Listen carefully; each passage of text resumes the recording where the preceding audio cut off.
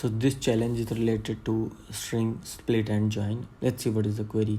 A string can be split on delimiter. Okay, let's see the example. So they have splitted it using space and they have converted it into the list. Okay, fine.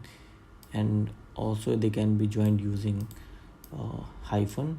So that's how they have joined it. What is the sample input? This is the string. And so okay, so the task is that you will have to split it and then you will have to join it. So it's fairly easy. What you have to do is so just write hyphen dot join, and inside join just split it, line dot split, and split with the help of space. Okay, I think that should be enough. Let's run the code. Yeah, sample test case 0 executed, and test case 0 and 1 both also executed. This was a quick program. Let's move to the next program.